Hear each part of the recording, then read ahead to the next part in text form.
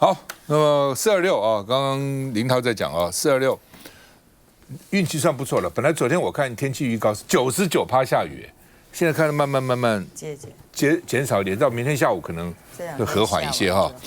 那说国民党说已经超过5万人报名了哈，超乎预期，而且像台中听说游览车都租不到了哈。那登记5万人，很多人不登记会去的，很多人也不知道哪里登记啊，谁知道到哪里登记哈？那所以呢，这个他们的标题叫做"反绿共战独裁"啊。那另外呢，这个卢秀燕也会来，看起来地方这个诸侯不少人要上来哈。台中说超过60辆游览车啊。那另外呢，马英九、韩国瑜、这个管中闵都受邀。管中闵我知道已经要去了哈，那马英九应该也会去，韩国瑜大概也会去，他的阵营人说他会去了哈。那另外呢，这个就是当时这个7年前选举的秃子、燕子、汉子都会再度合体啊，就是韩国瑜、侯友宜、卢秀燕啊，当时呢这个带动全台湾县市长的这个选举大赢哈。那另外呢，大概看起来这个侯友宜、谢国良、张善政、卢秀燕、王惠美、许淑华、张丽善、黄敏惠、徐正伟、蒋万安都会去啊。南投县长许淑华是说呢，当时罢免韩国瑜的时候就不查，罢免韩国瑜不是韩国瑜事后告95个死亡联署，45个这个伪造文书，21000多个罢免日期写12月26号，韩国瑜是12月25号才当选的，第二天2万多个这个联署写那一天然后检察官说五个被告包括李进勇只传了1个。其他4个传都没传，就说这联署人怎么会知道呢？到底谁怎样都不知道，反正一堆就都过了就反正所以许淑华这个县长呢觉得不服气说号召426要上街头，我们看一下。我们绝对不会让这个下雨来浇熄我们反绿共的决心。就算预期426凯道可能下雨，依旧浇不熄上街游行决心，但就怕场外发生争议，蓝营也条列交战守则，要参加民众尽量遵循。穿一些比较激进的标语的话，我们也希望不要在当天426穿来因为都会模糊焦点，刻意辱骂现场的民众的话呢，拍照上传到网络上，让大家都知道他们的小丑行为。口号426是反绿共战独裁，大家一起站出来。包括各组织系统接到了已经有超过5万人跟党部登记了。报名人数持续增长，除了驻台，蓝营规划开设第2现场，在景福门旁设民主肥皂箱，人人皆可开讲。我们相信当天一定会爆满，我们会有一个这个反绿共的人民主场的这个肥皂箱，会开设这个全国罢免绿委的联署站。其中驻台助讲来宾就包括前台大校长管中闵，而前立委郭正亮跟呼吁立法院长韩国瑜应该出席凯道游行。虽然立法院长要在议事中立，但活动当天是假日，国民党现在面临灭党危机，若真的被灭，院长位置将无法保住。据悉，韩国瑜也已答应党中央邀请出席。在我们过往的造势场合，大家都会带着自己组织的旗帜出现嘛。那这一次呢，我们都会拜托大家，我们只认中华民国的国旗。既然是蓝白2党合作，不拿党旗，也是展现对民众党的尊重。而国民党主席朱立伦更在新竹出席基层活动，带着民众党旗，新竹市长高虹安逐桌敬酒。4月份的庆生会，大方同框，互动热络，罢免危机当头，蓝白不分你我。来，龙介委，少康兄刚刚说天气变好是运气好我不是。人在做，天在看。你都倒行逆施到这种程度了，天怎么不会助我们一臂之力？我跟大家报告，你们在双北动员是有天时地利之变的。我们要从南部上来，叫做真的是劳师动众。真的麻烦，真的。我脸书一贴第一天就报名20台，我讲没省20台，没省。不算了，我说民进党给你打电话来报名，把你的车位都占满了，你怎么办呢？那到时候我车子要绕扛车起来了，没有人啊。你怕人家来故意假他报名？给你报名就不来啊，所以重来。为什么要重来？我打电话来骂，好，你那，我不是啊，我们重来是你要先来本人来报名，因为我要帮你保险呐。那资料你要来交钱，你先交500块，上车以后离开台南市的新市交流道以后，再发还给你，你就跟我们上来了嘛。对啦。那我保证金还你嘛。啊，不你打电话他讲我才5个，我才8个，到时候会闹扛一下。不要怪我用小人之心度君子之腹。以前有经验吗？我当然，因为他们现在也给你搞说要5星期来了，要什么来？其实我跟各位青鸟报告，你越是这样弄，你等于是在帮我们的肇事添柴火。而且所有的意外发生的时候，最后是赖清德总统要承担这个责任，没有必要。台湾是一个民主法治的国家，你就让大家出来表达他的心声嘛。那我这样一弄，到今天快30部车了，我本来昨天就要停了。我这贵耶，我没有缴钱就不算嘛，所以延到今天让你补缴钱嘛，因为你这个要送名单办保险了。好，那我又再度不是用小人之心度君子之腹，现在又传出来了，台中以南就上了台中过来的交流道哦，以后北上的高速公路会拦检什么？就你们这些游览车要上来。我拦检检查你有没有依照劳基法，这个司机有没有休息6个小时或怎样？没有的话，掐给你动起来，不让你北上。我在想，民进党应该不会落到这个程度啊，但我还是要提出来，因为情资有进来嘛。所以，因为现在这个内阁真正有够他们，他真的会拿着鸡毛毯子当令箭，他真的会好事办坏啊。所以，我就很怕。你们影响到我们清德兄啊，赖清德是开大门走大路嘛，对不对？是你的好朋友。所以我认为他个人不会这样弄嘛，可是他旁边这个阁员就会啊。你看，你以后要学川普，每次讲赖清德是我的好朋友，我很喜欢他的。所以我认为这一次确实很热。你看，以台南那个地方都这么热情，而且没有动员哦，就是全部采取你报名缴钱，缴了保证金。我们出车啊，就帮你送过来，所以我们南部都可以这样子哦，工程这么浩大的想要上来，我认为双北啊有捷运交通便利的地方啊，人潮会更多。一定了，不过你们这样的话，等于是2个钟头的活动，等于前后加起来说6、7、8个钟头。8点半出车，我跟你讲，回到家已经10点多了。因为这里下午的活动8点半就要出车。你开玩笑，你不3个钟头高速公路要上2次厕所哦，然后要找一个景点，然后要订便当。比如说你的车是到11点半吃饭，那大概就要在苗栗拿便当，在苗栗吃便当。所以这个要计算得很好。对啊，所以这个整个我们就是8点半出门了，那回到家大概10点到10点半这个时间。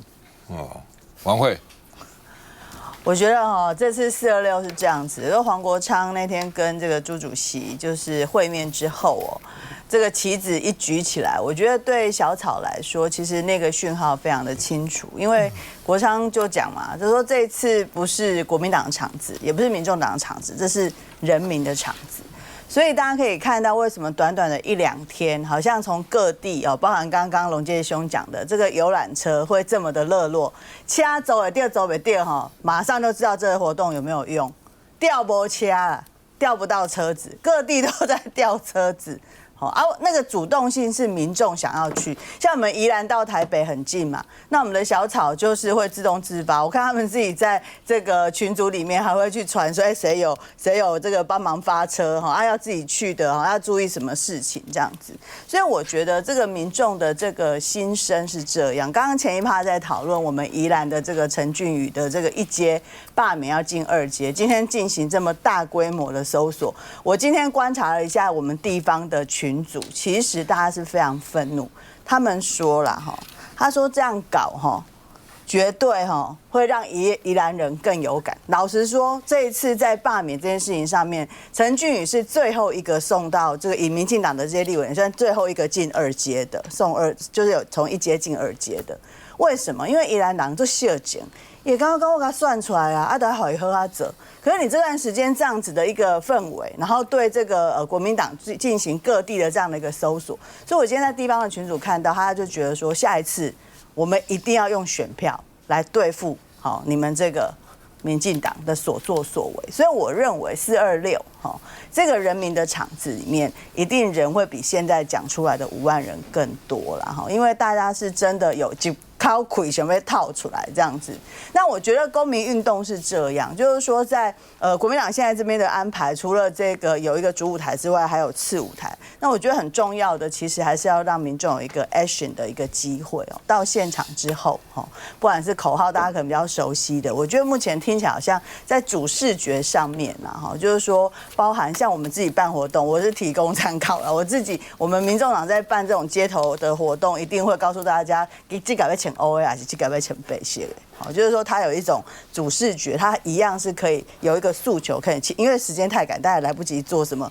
如果你要做什么手板，你就也可以来得及跟大家讲，也蛮好的。刚刚龙介兄讲到就是说这个民进党最近好像传出来蛮多一些反制的一些做法啦。我们民众党的做法是会这样，也提供参考。我们通常会在我们的群组里大量去发，就是说明天上街头，我们现在收到的讯息是什么？那你们要怎么样来做一个保护自己的动作？这样比如说如果遇到有人闹场那就要录影或干嘛什么这一些讯息要让大家清楚，避免现场的这种不必要的一个冲突啦。休息一下再回来。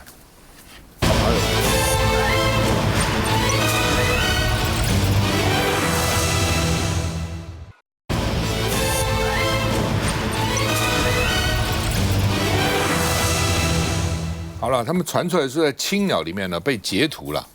有时候呢叫鼓动青鸟那天426要去有的说要拿穿红衣的、穿白衣的、穿黑衣的，还分成3组那穿红衣的就要拿5星旗然后呢穿白衣的呢就要写说我赞成，我这个宁愿统一，然后这个穿黑衣的呢就是到时候呢叫大家情况呢这个不对叫大家回家，或是冲撞看当场的状况了所以呢国民党现在很担心，所以那天就说呢不可以有5星旗除了中华民国国旗什么旗都不能带所以国民党呢说要提防绿共青鸟来反串所以呢这个还有一个游行前的须知就告诉你们这个也不能带，那个也不能带。另外他公布了一堆的梗图第一招要这个说这个青鸟会反串举红旗，高喊支持统一，制作假图卡然后呢制造暴力冲突闹场高喊呢赶快解散了现在这个秩序混乱了，然后呢这个反制这个民主碰瓷，反正说他们有3部曲了，所以国民党也担心，本来一个活动被搞成好像这个在里面冲突就不好了那另外呢民进党侧翼有骂了说这个国民党呢这个一个钟头发200块怎么样？那国民党就是这是厂商的工读生难道呢这个他们不能找工读生吗？现在到处缺人嘛那另外呢说你民进党就可以侧翼就可以发动走路工我们厂商就不能这个找工读生那另外呢民进党现在有个大罢免的广告也去讲韩国瑜说韩国瑜你看看呢他宣布举手表决推动乱政法案所以把韩国瑜也拉进来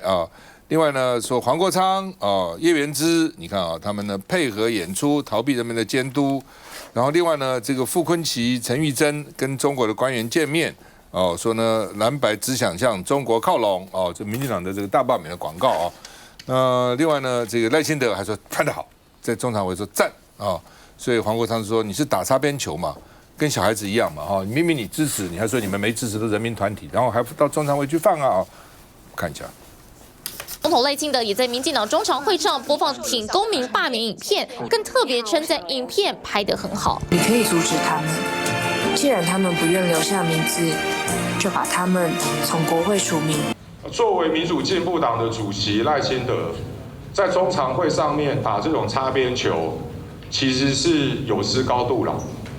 赖清德主席就大大方方的站出来嘛，说他作为执政党的主席，作为我们中华民国的总统，他支持大罢免，号召大罢免，从头到尾就是民进党在搞的，就大方这样讲嘛。一再的想把自己跟赖总统或赖主席来相提并论。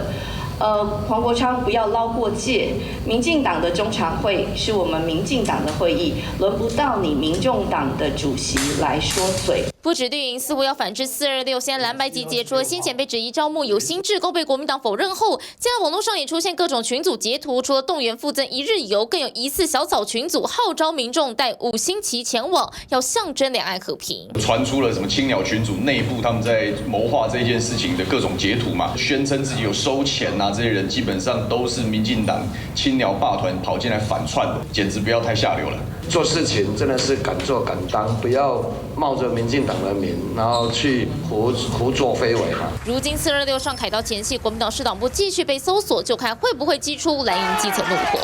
来，发言人。我觉得国民党不用担心太多了，真的不用烦恼说什么青鸟或民党支持者就会反串，因为现实我们都知道，就是他对政治关心的人，基本上就是去自己喜欢支持的场子，就是大家不会那么闲，专程跑去给你反串或干嘛，对不对？这就像每一次选举的时候，大家都会想说，民进党支持者会不会故意来支持国民党来候选人？接电话说我支持谁啊？我们的选举公正会破坏。民进党说国民党会不会过来特别挺谁？但到现在我们所有民调就还是全民调嘛，因为大家知道，你就算有这种状况，很极端，少数。所以我在这边也呼吁民进党的朋友啊，其实民主社会嘛，大家各自表达不同意见啊，我们有我们意见，那国民党有他们意见，就让他们到凯道上表达。但是我就觉得，就是国民党现在有点把什么事情都往民进党身上推了，对不对？因为之前这个死亡联署的事情，那刚刚例如说林涛或是国民党很多朋友都在讲，为什么都办国民党的党部呢？对不对？那不是这个问题，应该国民党问自己说，为什么都我的地方党部涉入这种伪造文书的案件，对不对？那这是一个很简单的逻辑嘛，就是如果我们今天来宾对面大家都有闯红灯，而我们这边3个没有，那当然检察就去抓那边嘛，对不对？那国民党说这个可能死亡联署是有人刻意。这故意有心人送来的，青鸟送来的，我怎么有办法查核？我真不知道。但问题是说，这种说法你要去说服检察官嘛？因为现在也有媒体报道嘛，说现在这个检察官破获的这个伪造文书、死亡联署里面，那个个资跟国民党党员名册高度重叠嘛。那如果这样的话，我民进党的人或者是青鸟手上怎么可能会有国民党党员的个资呢？对不对？所以这个我想跟民进党是基本上没有任何关系了。那我觉得刚刚包含龙介委员提到说，现在全台湾动员的状况，就是说这参与的状况，讲参与的状况很热络。那我觉得其实这也反映出来一个事情嘛，就是你国民党的盘在嘛，国民党支持者在嘛。因为现在4月26号已经号称全台湾破5万人了，5万人来参加。那你看国民党要罢免民党立委，全台湾15个区啊，每一区一街联署大概要送2-3千份，所以加起来大概4万5嘛，4万5千份。那其实你国民党根本只要一声令下，你426办活动宣布到现在，但不到1个礼拜，你一声令下，你是有办法透过你的立委、议员、党组织找到你的支持者在哪里吗？而且这些426要来凯道人，保证每一个人都活人嘛。那你一开始认真一点，如果你们要去做这个联署罢免民党立委，一开始认真找这些人，让他签出来，这样不就什么事都没有了吗？对不对？因为像龙介委员包车一定要办集体保险嘛，那也需要人家的个资、身份证字号、手机电话，对不对？就是国民党绝对是有能力做到一街的联署书，每一个人都是活人的。但是那可能之前过程偷懒或怎么样，我也不知道国民党怎么处理的，现在才会爆发后续这么多司法问题。所以我觉得国民党不要把问题往外推，林涛。我觉得基本上看起来，这个民进党朋友都要讲说这个宪法不法的平等，然后拿出来论述说，你不能说这个都违法，你怎么不查他？不是，今天是中选会给高检署最高检41件同样样态的证据都已经给了，那你全部都查蓝不查绿？是这样子，这不是说你今天没有看到这个证据，然后你不抓他，抓他是证据都已经交出去，但是清一色查办，你知道吗？在这个过程中，甚至传出426，刚才张大哥提到那个说青鸟要在那边冲康，要闹场，要反串，所以我们赶快做图卡你知道吗？他3个样态，他马上讲说，我们赶快花300块，你就去怎样穿白色举统一，穿红色举5星旗，然后呢穿黑色去闹场。怎么有这么对台湾民主到现在走到现在是要用闹场的方式？是担心惧怕426真的人数爆棚吗？然后还讲说你们竟然就花300-400块走路工啦，说什么找这个黑色 T 恤不用 logo， 结果发现我们从头到尾在 dress code 上面就是没有黑色的，就这个就翻车嘛，就是翻车嘛。所以你可以看到现在从青鸟的操作到民进党的操作，你都可以知道他们真的是剉咧蛋。因为这剉咧蛋是说，如果今天我们讲说昨天中午报名是5万人，可是就像赵德哥讲的，很多人根本不知道在哪里报名，他全部都自发的。然后很多好朋友在北检那2天是骑欧多拜从桃园来，然后就讲说，这是我真的要证实，因为他其实说是我们巴德国中的那种家长，他讲说他以前参加过导扁，然后他以前参加过很多公民团体，然后他白的也投过，绿的也投过，蓝的也投过，他就是那种中间选民。他说这一次你不用担心啦，你也不用告诉我游览车，我绕冷的游览车的人来，那我们也没给他游览车，我相信他游览车也订不到。可是他就说我要绕60-70个人来，然后他骑一个欧多拜那个重机的欧多拜，然后说好，那我要回家了，我骑回巴德要40分钟，就不求回家。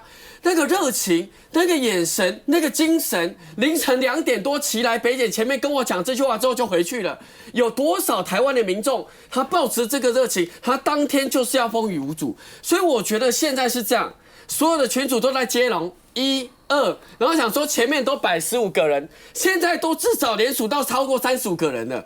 然后那个台南的那个包括以前选过立委的人晚上打给我，他说，那你到底是白色还是不同颜色的衣服啦？说 OK， 我们没有规定你穿什么颜色，你就是中华民国，你就是到现场，我们会发，比如说那个谢龙介，他那个委员，他是当天的主持人，他也是首谋啊。他是中正一跟北检认定集会游行法的首谋啊，我们就给他做个贴纸，我是首谋，对不对？我自首，我在场，对不对？我已经做危险嘛，你有没有对不对？那所以他有可能谢龙介委员、谢龙介市长，他有可能我是首谋，当天就可能跳 cookie， 所以我觉得风险很大。但是任何一个人站出来是有风险的，但如果你今天没有站出来冒这一点风险，下次有可能早上5点半、6点。按你家门铃的情治单位就到你身上。不，基本上我再讲一次就刚刚领导讲有道理了。既然中选会送了41个，应该都查才对啊。基隆领衔人就可以约谈。对，这个不能说什么他比较多比较少。你贪污贪1万块跟贪100万都是贪污啊。检察官能够说贪100万查贪1万不查吗？不行的，这个都要去查的。法律上本来就是这样子。另外，他们现在是说伪造文书你去看看刑法。什么叫伪造文书？伪造文书足以生损害于他人或公众者。他现在一接，他生损害于谁啊？生损害于公众。我这哪个公众受到的损害呢？就算被罢免那个人也没有损害，因为还没有成案呢。而且政府只要一对到那个户政资料，就已经以前都把它剔掉就算了嘛。以前都是这样子啊，剔掉你就根本不成嘛。你剔掉你不够你就不够了嘛，但你补件不够你就没有了嘛，这生损害于谁？所以说这个伪造文书是轻罪5年以下有期徒刑，他连我都怀疑说他连能不能符合那个伪造文书的定义，我都很怀疑。他不是只是伪造文书，足以生损害于他人或公众，他有吗？我看不懂到底生损害的谁了。现在再回来。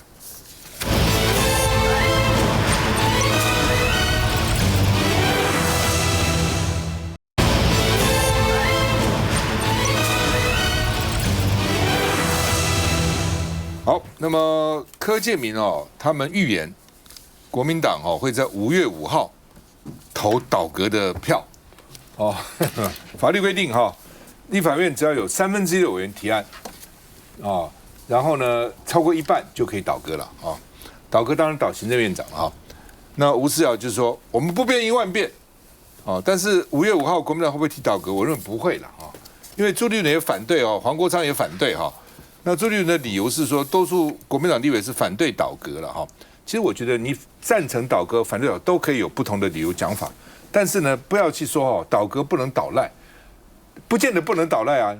你倒了阁以后，如果赖清德赶国会重选，立法院国民党在立法院超过这个2/3，就把赖清德倒下来了。按照宪法，2/3立委同意就过了，然后呢就开始搞这个公投了，哦，等于全民去投票，超过1半的选民去投了，哦，所以不见得是倒阁改选国会就不能倒赖，你不倒阁反而不能倒赖，你现在就票不够，你怎么倒赖呢？哦，其实倒阁并不是要倒赖倒浊啊，倒阁是要保护你自己啊。我觉得现在都言之过早了哈，就是看2阶能够通过多少。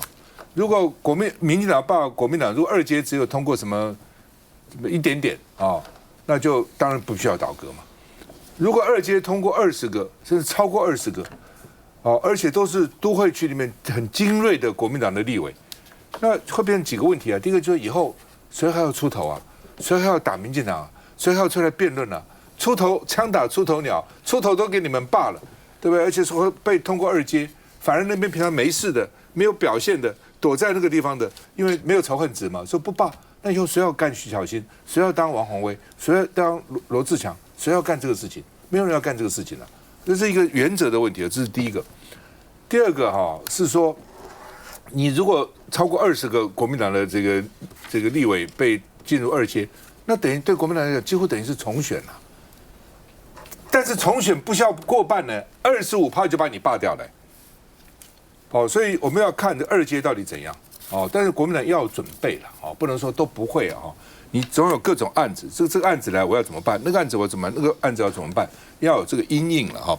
好，那另外呢，这个朱立伦说不是要倒阁要倒赖，黄国昌也是倒阁救不了台湾哦，所以呢，这个要把倒赖才能救台湾。那当时因为蒋万安说，哎，倒阁嘛，哦，卢秀燕就说要给他一个赞了哈。那另外呢，钟东锦说行不通了，倒阁是通不过的了。但是呢，蒋万安很有魄力，我支持他啊，这个赞美他哈。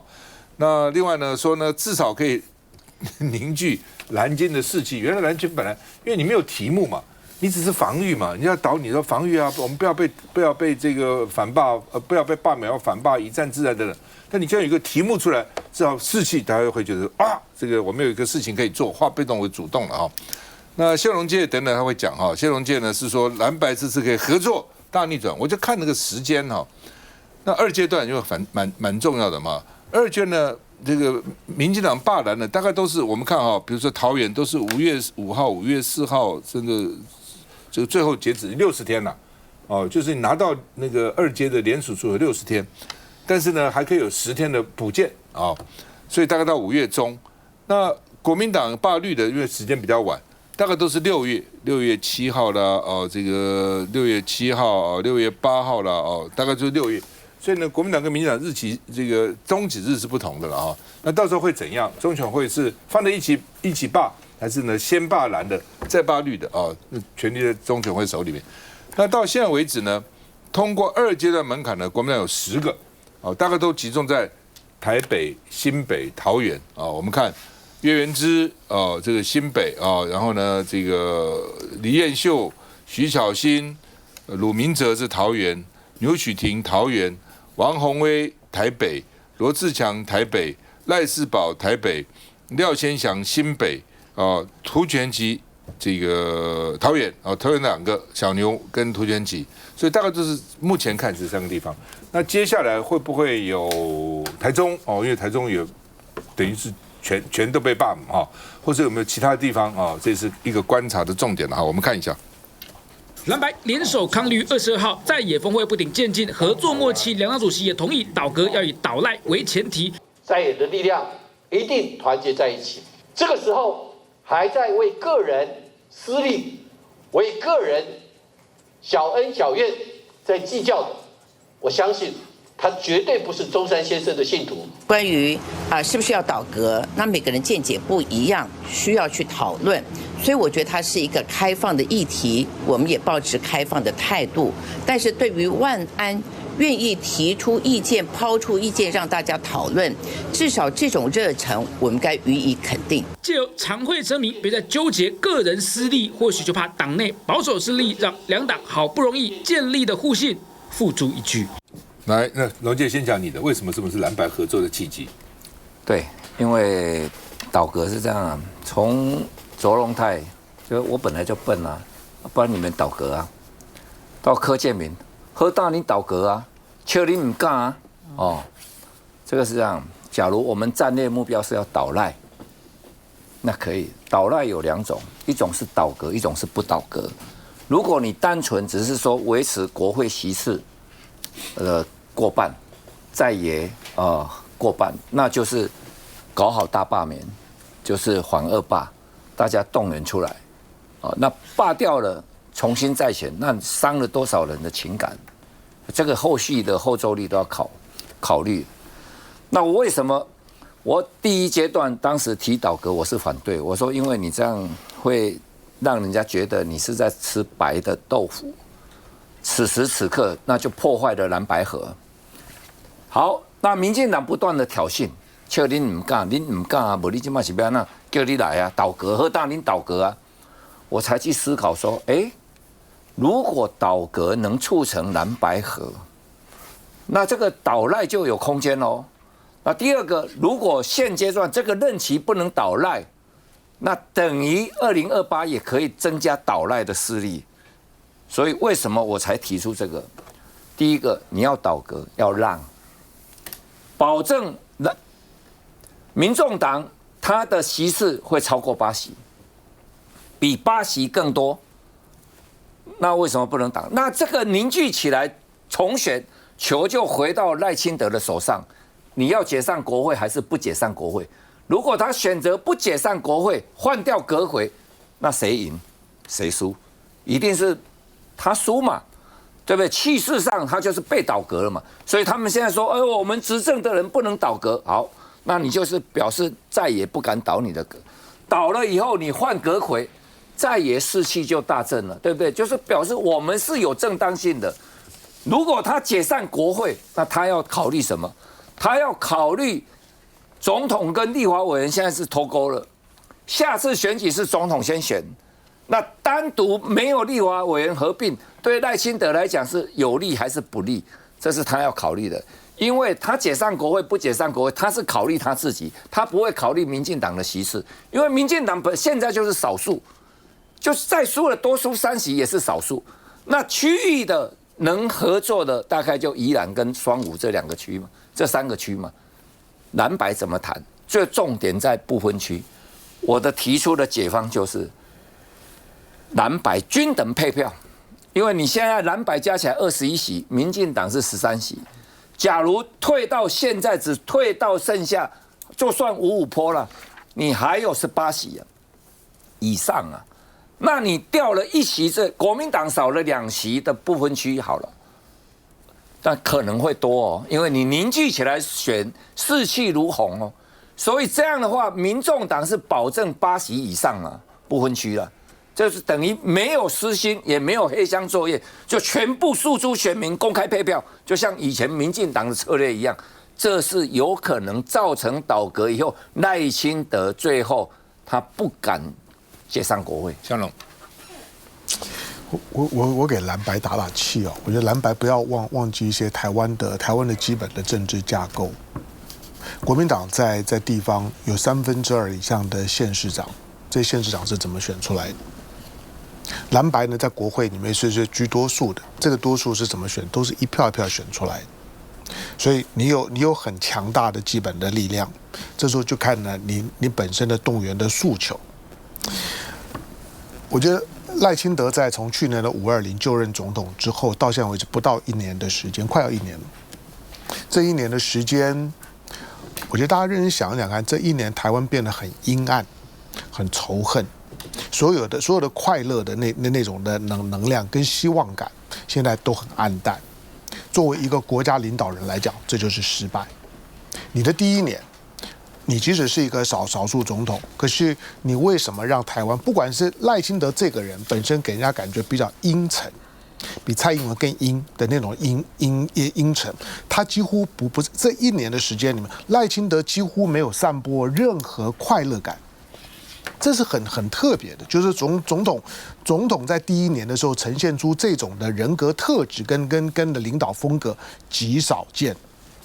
你看到的，不管是川普啊等等也好，当你当选了之后呢，你大概都会开始呢释放一些的正面的能量。在赖清德身上，你有接收到正面的能量吗？没有。我主观上没有。如果你有感觉到，你跟我讲，这是最可怕的事情。为什么一个国家领导人掌权的第一年，在你身上这个国家里面的任何一个成员都没有因为你而感觉到快乐？你到底要把国家带到哪里？426如果上街头的时候，我觉得因为是蓝白一起上街头。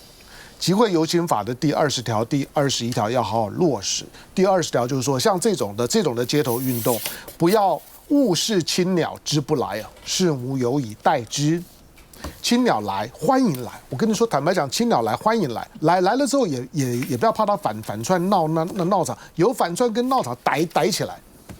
你在现场，你就应该有足够的纠察员的布置。第20条集邮法的第20条是纠察员的配置。第21条的时候呢，是如果有闹场的人该怎么处理？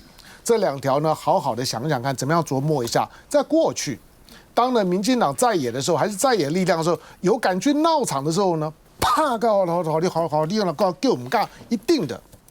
所以不要呢，觉得青鸟的释放一些呢，我要来闹场，我要来反串有什么呢？这种的反串呢，在一个网络的时代里面呢，常见。我觉得在过去几年里面，从太阳花之后，民进党的这种政治空气呢，跟政治教育，它同样有非常不良的示范，它在鼓励年轻人坏。鼓励年轻人在所有政治参与当中来讲，敢于用使坏的方式呢去参与政治。今天呢，在街头上面呢养青鸟、养黑熊，在国会里面呢搞罢免。我说的就是说，它不是单纯的权力可不可以行使的问题，而是你作为一个执政党在释放这种空气的时候，你到底要把国家带去哪里？今天你应该比较认真看待的。我一直觉得在过去，在拜登当4年总统任内的时候，不知道发生什么事情，在亚洲3个非常重要的国家里面，选出了3个极端亲美、极端反中的领导人。先选出了尹锡悦，再选出了小马可仕，再选出了赖清德。这3个人看起来是3个不同的领导人，可他们共同的特征，他们都是少数。第2个，他们呢都在国会里面呢都遭遇到呢撤走。第3个，他们都强调呢他们呢非常的抗中。尹锡悦抗中抗到说呢我要戒严，尹锡悦已经被干掉了。小马可仕呢强调他抗中，不惜在南海呢跟中国对着来。你看到5月12号呢菲律宾投完票之后，我预期小马可仕这次其中选举会重挫，因为他现在的民调几乎只有他的对手的一半。尹锡悦呢，就是想要搞戒严，想要去占领国会。小马可仕呢是完全不依照呢菲律宾的法律呢，就把他的对手把杜特地呢直接呢送给海牙了。杜特地做了什么是一回事情，你可以这样子送吗？跟你的法律吻合吗？第3个，你看到赖清德作为一个少数上来不到1年的时间，要把刚担任国会议员、担任立法委员1年的立委们要集体罢免。请问你作为一个行政部门的首长，总统台湾的总统呢是在5院之上的，你可以呢一下子当党主席，一下子当总统，一下子搞罢免，一下子又假装什么事情好像跟你都无关。赖清德呢在搞这种非常阴暗面的事情的时候呢，就必须要非常的小心。我说小马可仕呢，小马可仕下一个会不会是赖清德？我不知道。可是你看到呢这种都标举反中的国民党。或者说呢，或蓝白阵营现在最困扰的就是，如果呢被扣上红帽子怎么办？请问你韩国没有红帽子吗？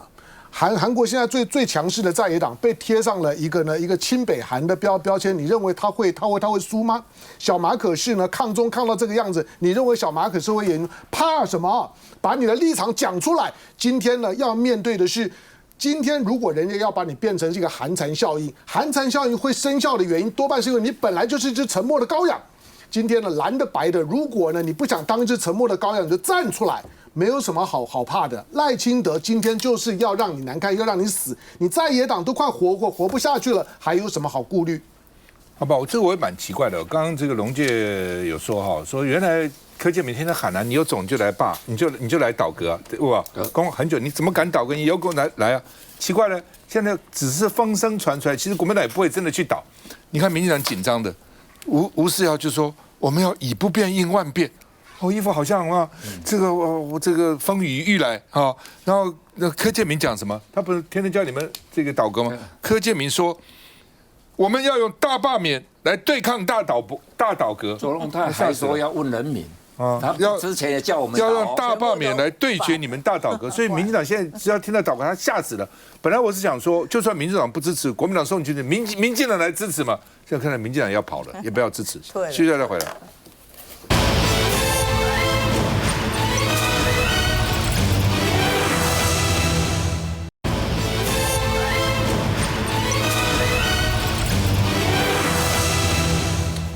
陈水扁被绿营出征哦，他在脸书上说不知今夕何夕，哦，怎么会被绿营出征呢？那已经发生什么事？我这个台湾之子哎，哦，怎么会被绿营出征呢？哦，所以呢，陈水扁跟吕秀莲之前也讲了啦，说不可以这样搞，都被绿营出征。王世坚就说跟共产党有什么不一样呢？那不就是共产党吗？哦，不行，我就出征你哦。那尤英龙说为什么哈？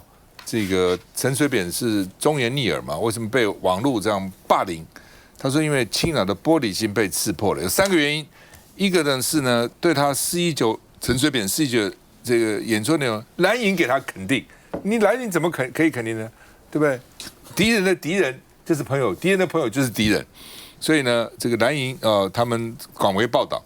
第二个呢，他陈水扁的演说内容是说，容忍是民主开放的核心价值。哦，不能因为意见跟自己不同，对方就是中共同路人，这正好刺中青鸟的玻璃心。胡适曾经讲过了，容忍比自由还更可贵。哦，因为容忍是很不容易的。哦，要自由很容易的，每个人都要自由，但要容忍你跟我意见不一样。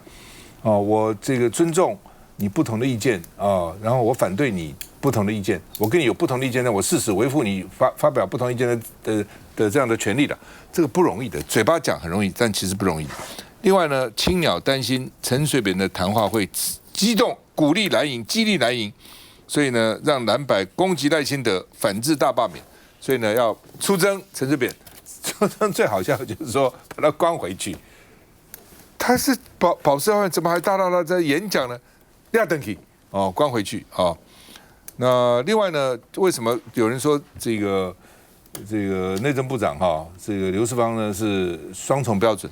网络上有个人看了说，哦，有人说，但我也反对这样去乱造谣了，说陈菊死了，哦，就问说死了吗？打个问号，走了吗？他打问号，哎，就立刻哦就被这个警方去说用违反什么社会秩序维护法等等，立刻就把他这个约询。哦，要罚他，这非常可怕。怎么这样呢？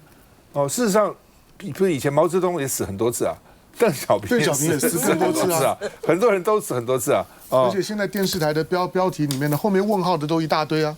好不好？就是呢，所以呢，这个女性的硕士立刻被逮捕哦。那还有人上 PT 发文说，我怎么听说是蔡英文到底怎样呢？小心也被抓哦，问号都不行哦。那当然，你问我觉得不妥了，你干嘛这东西要去传这东西是不妥的，但是有违什么法吗？哪一条法令违法？你现在是法治国家，哦，这样就要逮捕，哦，说问就被查，那真的还有言论自由吗？我们看一下。人在江湖，迟早要还的了。呼吁停止恶意发言，立委王世坚声援前总统陈水扁。其实很多民众都是认同他们的看法，那只是大家没有说出来而已。哦，那当然也会有人有不同的看法，批评他们。但我希望说，大家他们批评的人，我觉得适可而止的。陈水扁遭绿营支持者出征，就是因为前几天这段发言。你意见跟我无同款，你就是跟什么叉同路人，安尼就唔好啊。绿营支持者灌爆陈水扁脸书，很酸，能演讲就要勇敢面对司法。陈水扁则在发坐牢图卡，称自己过去被老 K 迫害，现在被绿营出征，不知今夕是何夕。我觉得他是会沮丧的。那后来我就在回他阿扁总统，在你人生的后半段，如果你能够赢得同温层以外的人的尊敬，这也是值得的。安全，我是觉得刚才在讲到这个刘氏，就讲到说这个是不是陈菊这个死了这件事情，司法的回应实在是真的是太恐怖了因为陈菊确实他担任一个监察院长，他其实照理来说他不会这样的突然之间请假半年的时间所以最近本来就有在传出他生病，所以如果说传出来有这样的一个可能更不好的恶化的状况，我看有他这个可能性，而不是纯粹的造谣而已，而且呢，就算说他这样子去传播，问了一个问号，也要因此被搜索、被逮捕，我真的觉得太可怕了。就像是陈水扁，我觉得这个东西太荒谬了所以呢，陈水扁因为保外就医，已经在外面呢演讲也好啦，发表议论也好啦，主持节目也好，那么久的时间了，那批评国民党就很好，拍拍手。批评一点点呢，这个赖清德说，哎呀，不能够随便讲这个叉红路人不能够随便清算人要有包容一点点，然后就要抓回去关。那所以代表的是什么呢？代表就是司法你可以任意操纵，而且呢，只有批评非民进党的可以在外面逍遥自在，只要一批评的民进党就要抓进去关，是这个意思吗？所以如果是这个意思的话，我才会觉得说，其实我是赞成倒阁，我也赞成上街头的为什么？因为我觉得其实整个的罢免我们在讲到底的时候，罢免基本上是民进党发动的战场，是民进党的诉求。他诉求是什么？他认为国会很乱，他认为呢这个执政不能够去好好的去运作。那但是如果说发起倒阁是在野党的诉求，诉求什么？诉求司法正义，诉求这个民主倒退，诉求整个的关税战到目前为止没有任何一个政府的作为，它整个的产业发展，整个的经济安全，你到底做了什么事情？那我觉得是一个在野党要发出来的诉求。所以你即便说人家罢免，你反罢免，但还是跟着别人的诉求去走。但是对于在野党来说，你要不要有自己的诉求？